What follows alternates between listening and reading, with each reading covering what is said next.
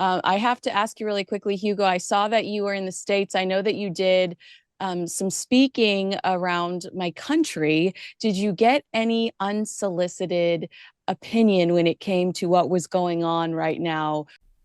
Prince Harry's unwavering loyalty to Meghan Markle has raised eyebrows for years, but now royal expert Kinsey Schofield is pulling back the curtain, and she's saying what many have only whispered about until now. With the royal family, as you spoke to some of these American royal watchers? Was anybody like, I cannot believe Prince Harry or anything like that? The short answer to your question is yes. Um, yes, so there's a lot of talk about that. I mean, they always seem to want to talk about those two.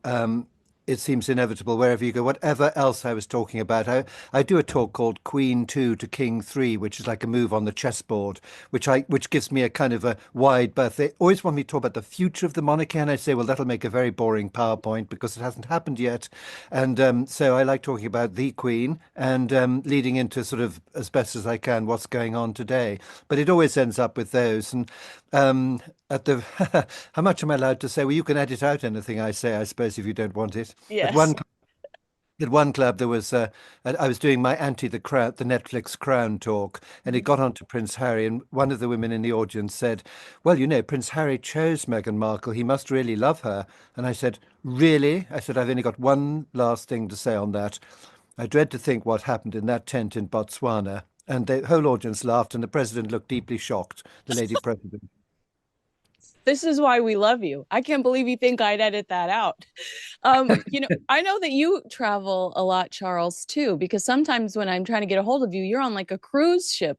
What is the opinion when you're out and about and people find out that you were the Sun's royal correspondent forever? Do they immediately have an opinion on what's going Oh on? yeah, I mean they have an opinion on various members of the royal family, but realistically, you're talking Harry and Meghan, William and Catherine, and the row. I mean, that's the only show in town, to be perfectly honest. And they really want to know more about, is William a bully? My view is no. Is Harry an idiot? My view is yes. Uh, so yes, the royals that have always and will always be, long after we three have all gone, will still continue to be one of the biggest shows in town. Hugo, does it surprise you at all that Time 100's most influential list dropped today and Meghan Markle is absent from it after shoving a podcast, a brand new podcast series, a brand new TV series, 2 seasons down our throat, and a new lifestyle brand? Are you shocked that Meghan is absent from the list this year? No, I'm not shocked at all. I think the whole thing has been frightfully boring. I mean, one of the lines that I came out with, because I wrote a book about Anthony Eden's wife, this is, you know, because I do other things as well. And when I gave a talk in London about that, I said, in an age of plastic celebrities where they dissect petals and scatter them over salads in other people's kitchens, it was a joy to talk about a woman of real substance. And that's what it comes down to in the end. Is Harry truly devoted, or is there something deeper driving his behaviour? Fear, pressure, or something else entirely? Let's dive into Kinsey's explosive claims. That is so funny. I don't know how much you stay on top of the scandals in the US, Charles, but I was surprised to see Blake Lively on the list. But Meghan has been on the list before, but Blake Lively managed to make the list this year, as well as Serena Williams, one of Meghan's friends. I do think she'll consider it a bit of a sting that she was excluded. Do you agree? I agree. Yeah, I'm sure. I mean, this is a woman who really wants to be noticed by everyone. Mhm. So, any of these lists where the most popular celebrity is XYZ and she's not on it, and people like Blake Lively, who's involved in a huge big court case, has been involved in a court case, and her one of her best friends, Serena Williams, is on the list. I mean, I haven't seen the complete list, so I'm assuming there's a whole load of other top celebrities on there. And Megan hasn't even managed to reach 100. So Yeah. it's not a good look for her. But I'm not surprised given what's been going on, what she's doing, trying to sell tawdry items like jam and all this sort of stuff. I mean, it just it it it it, it, it amazes me all the time. I think we were surprised when they did make the list right upon their Megxit exit. Remember, it was that awful picture of Harry and Meghan on the cover. And then one of the pictures inside, or one of the pictures they used to promote it, the joke was that Harry looked like Meghan's hairdresser because her hair was out to here and Prince Harry was like awkwardly standing behind her. But there was so much mystery surrounding what they were capable of doing upon leaving the royal family, because at the time, their narrative was that the royal family was holding them back, and Sure. that they were going to escape this royal family that wasn't allowing them to accomplish what they could because they weren't the priority. William and Catherine were the priority. And here we are, 4 years later, and Meghan is shilling her favorite pair of Spanx from Amazon on Instagram instead of changing the world the way that they promised they would be changing the world. So I did a forensic search because I wanted to know if she made the list, and she didn't. And I guess I'm not surprised either. Hugo, I want to ask you about Prince Harry talking to People magazine again, one of his favorite publications, one of his buddies. He spoke to People magazine, but then a source likely endorsed by the Sussexes, also told People that Prince Harry's calls and outreach to King Charles aren't being reciprocated. First of all, I'd say the way that this is positioned, it makes it sound like Prince Harry's picking up the phone every day. And I highly doubt that that's the case. And second, I would just say, or I would ask you, why does he continue to do this? He's putting his father in a very difficult position, and to a royal watcher that supports the crown, it feels like a violation of the king's privacy. Well, of course, the first truth is we don't actually know what happens between them. Secondly, as I've said on many occasions before, the king has been very clever because he has left the door wide open, and he has never responded to any of the jibes or any of the javelins thrown at him by his son, of which, as you know, there have been many. And so we have, I think, in the past heard Prince Harry saying that the royal family owes him an apology. In fact, of course, it's the other way round. He owes them an apology. So I think the ball is very much in his court. I think you'll find that if he really made a big effort to see the king or to somehow, conciliate with him, he would be welcome. Less so with his brother, but I think definitely with the king, because after all, the king, is his father. He even said, even quoted in that ghastly book Spare, as saying, don't make my last days miserable by fighting and all these things. And Prince Harry has contributed to that enormously, as he did indeed with the late Queen. I mean, he and Meghan Markle made her last days, but they were one of the factors that made them very difficult, which is unforgivable, actually. In a recent appearance on the Outspoken podcast, Kinsey Schofield said plainly he's terrified. She believes Prince Harry's intense loyalty to Meghan comes from a place of fear of losing her, fear of failing her, and fear of the media storm if he doesn't comply. I completely agree with you, and I imagine that Charles does too.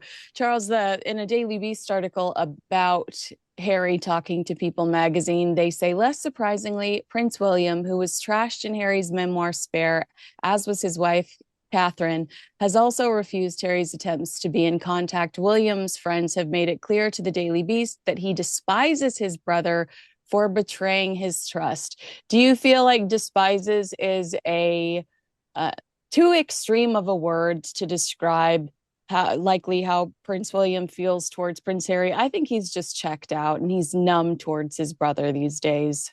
I think despise is quite a strong word. There is clearly uh, conflict between the two boys. And, just following on from what Hugo was saying, we know the king does not like conflict of any type whatsoever. We know that. So he goes out of his way, to skirt it around.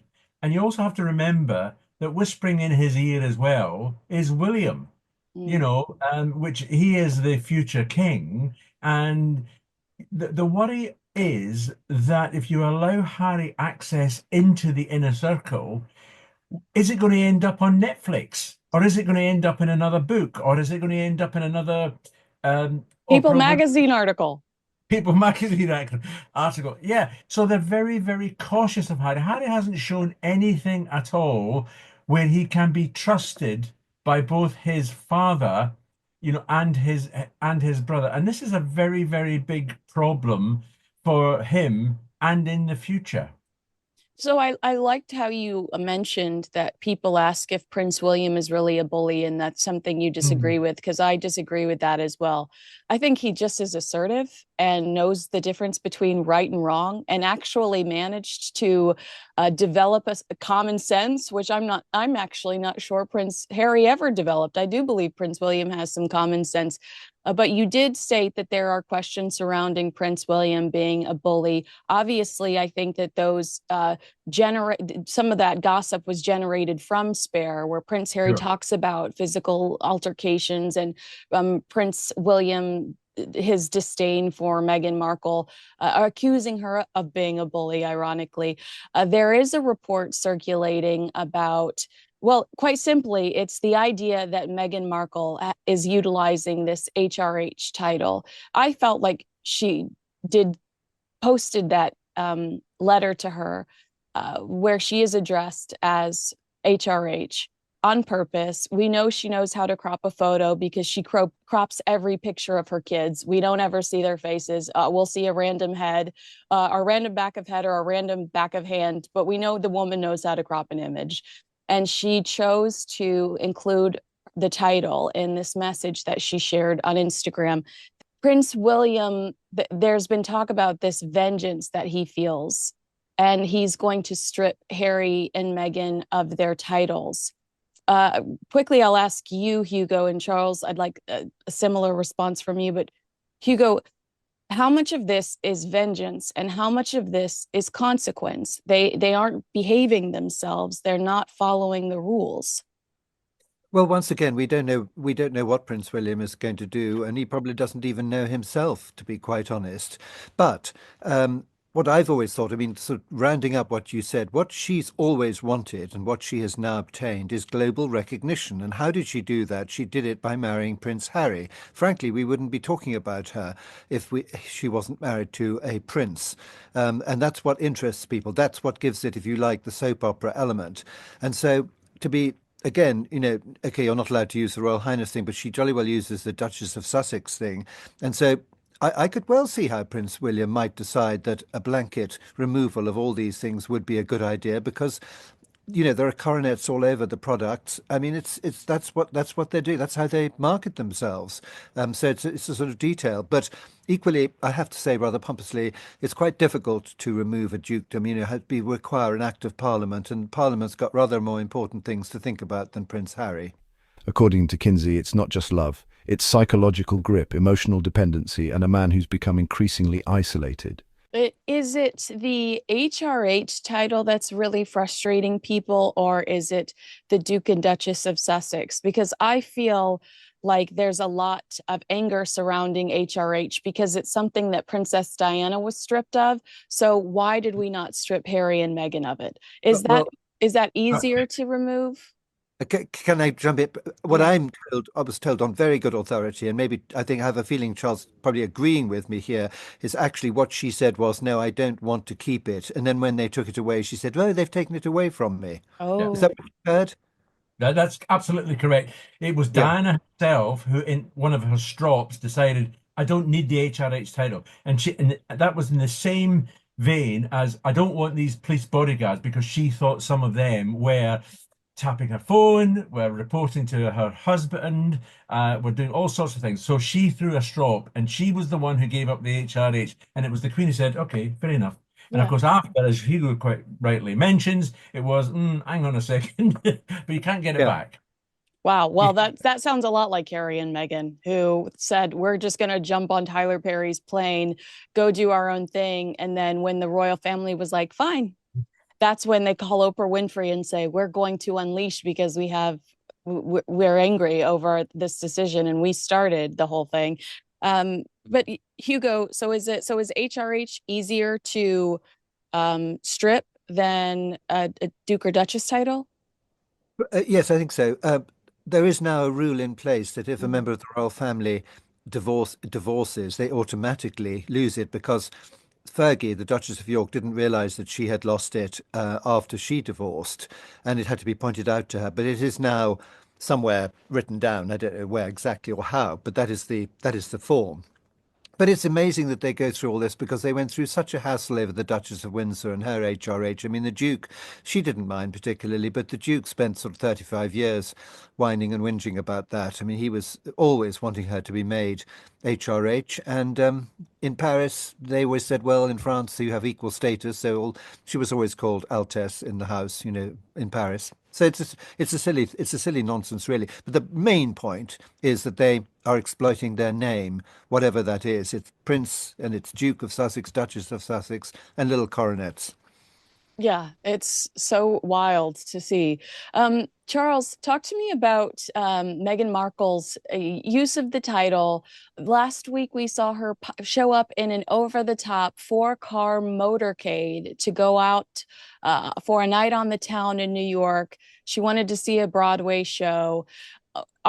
Is this an overall branding strategy because she is determined to keep the air of royalty while she's shilling products?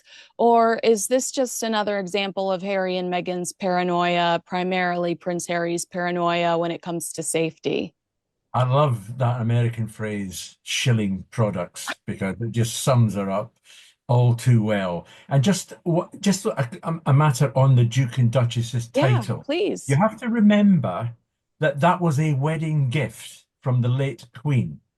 That she bestowed those titles on it. So it would be, as Hugo quite rightly suggests, that there'd have to be some sort of act of parliament to remove those titles.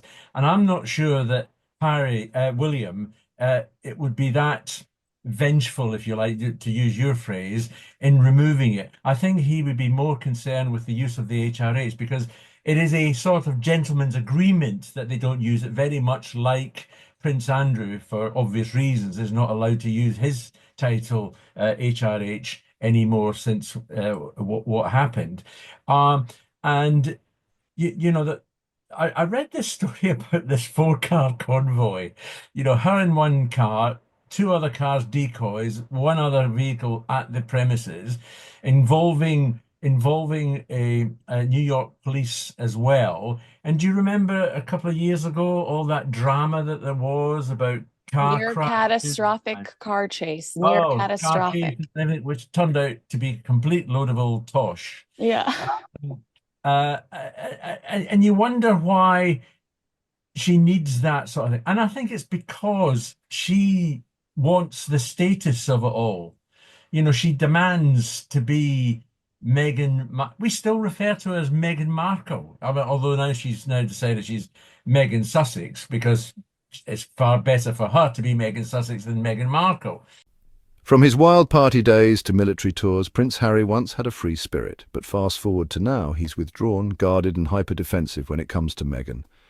Kinsey suggests this transformation didn't just happen, and I just it was can't shaped. see how she can manage. I mean, I was reading something just before we got together about how she's now selling some clothes which are very much like the clothes of George, Charlotte, and Louis on one of her sites that for this these branded clothes that the kids wore at the time, which seems to me to be another slight against the Waleses. And creepy.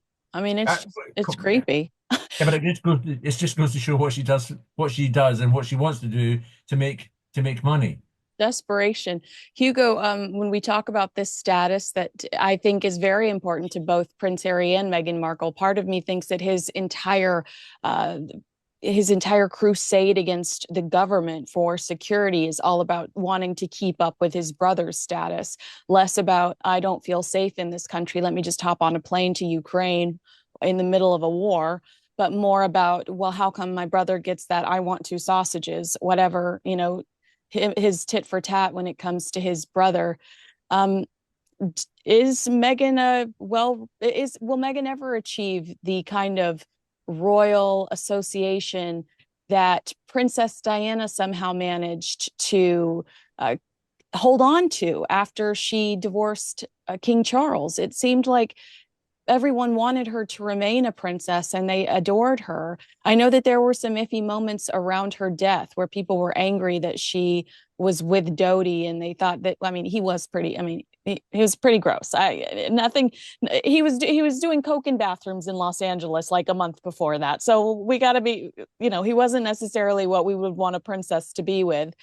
But do you think that Meghan has lost that because of the route she took in not only tearing into the British royal family, but now this real monetization of the monarchy that feels vulgar?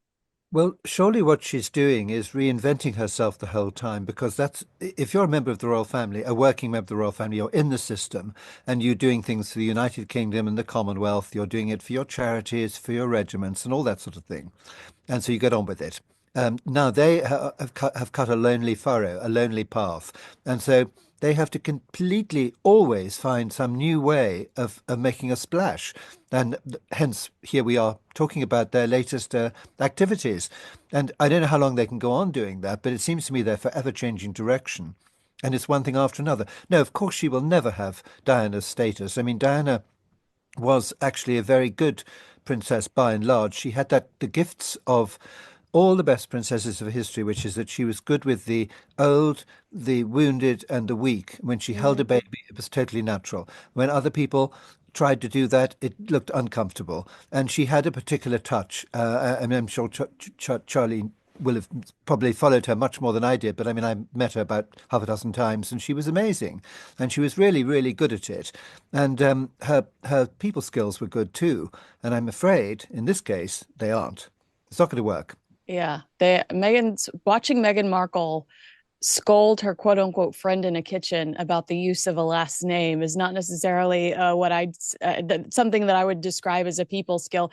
Hugo, we talk about this pretty often, so I'm wondering, and Charles, if you remember this, please jump in. I can't remember the exact wording, but it is so funny to watch them chase this status and to think back on the Oprah Winfrey interview when Meghan specifically says to Oprah, and I wish I could remember it word for word, I'm paraphrasing, but she's talking about Archie's title, and she says titles are the grandeur. The grandeur is not important to her. And here we are a few years later, watching her correct people on television about what to call her, watching her repost letters that are where her title is far greater than the title she's supposed to be utilizing. There's an air of desperation. Do either one of you remember that line where she's looking at Oprah and she's like, the grandeur is not important to me? Hugo, what's your reaction there? Harry's loyalty might not just be romantic, it might be survival. So is Kinsey right? Is Prince Harry trapped in a cycle of emotional fear, or has he truly chosen love over everything? I want to hear from you. Do you think Harry is loyal out of love, fear, or both? Drop your thoughts in the comments, and if you haven't already, hit that like button, subscribe, and join the tribe. We've got more behind-the-scenes royal truth bombs coming your way.